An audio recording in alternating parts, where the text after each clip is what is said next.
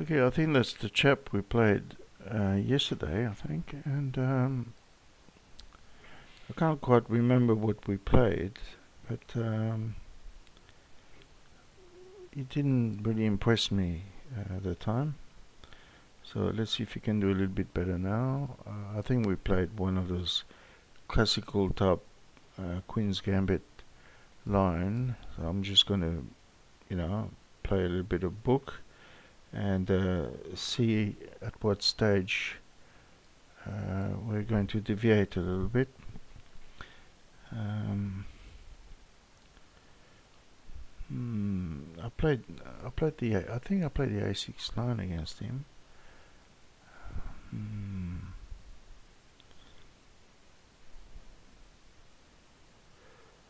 I just thought maybe castle here.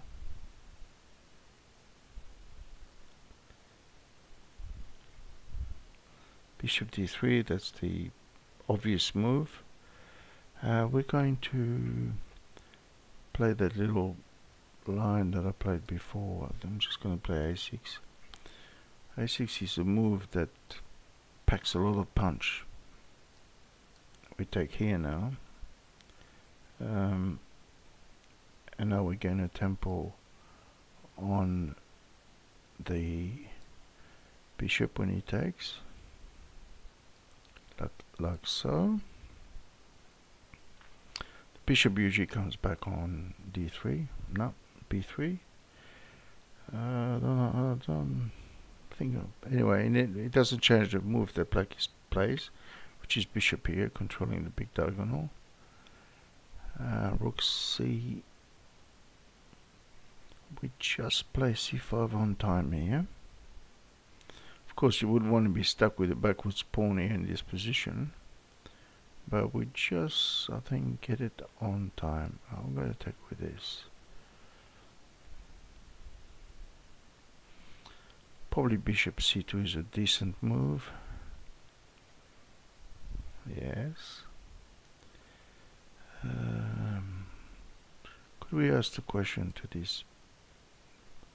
I've got to be careful about queen d3, but now with the queens on and the knight on this, it's not really a possibility for him. He should really back off and go to h4. Time is almost the same. Alright, so now that's where we have to do a bit of thinking. Could we just oppose on the file here? Problem happens if he kicks me here, knight here, no, he goes here. I think he's overstayed his visa here. We're gonna start getting a little bit of initiative, perhaps.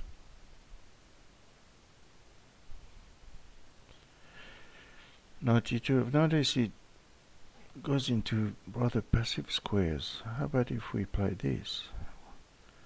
Would that constitute a double attack on the a2 pawn and the g2 business? And if it forces him to play f3, it's actually quite an ugly move. Alright, it does it this way, so I have to be careful that I can actually pick this up with that. And I'm threatening e5, so let's go there.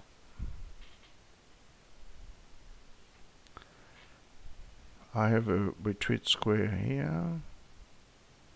I have to be very careful about where the queen is and how it gets back out.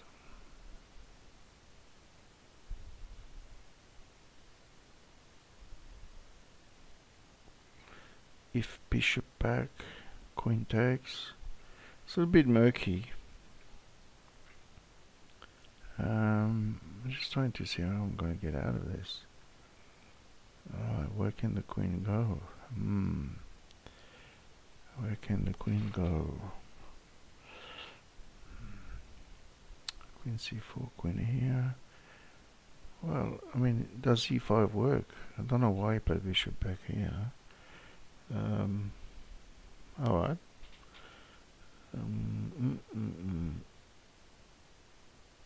we take on b2? Is that too much?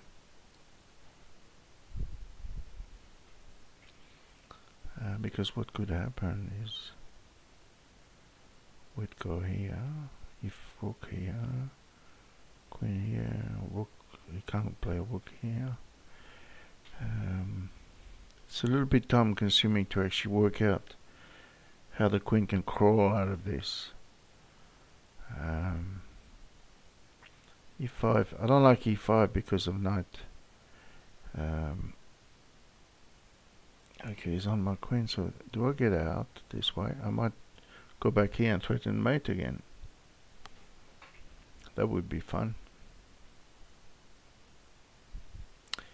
He's got a pawn that he can probably... I don't think I'll ever have time to play a5 defending b4. Yeah, and I'm a little bit short of time. He goes back there, you know, it's just...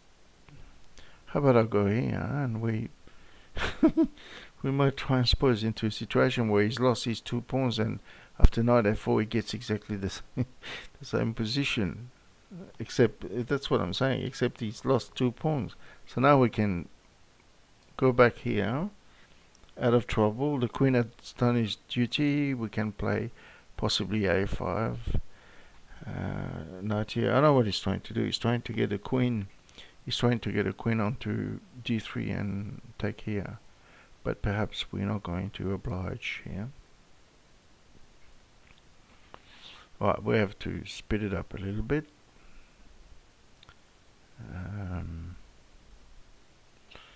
That's a very weak square for him.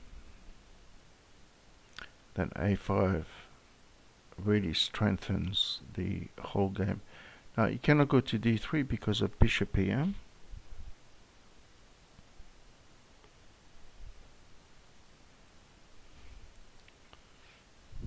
Just push here.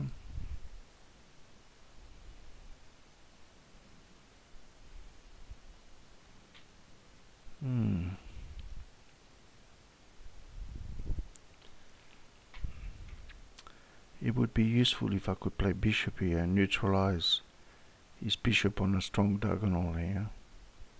But then he would have 2 knights on this. That would be a disaster for me. This is time where we have to be extremely careful. How about a push? We can't go wrong queening.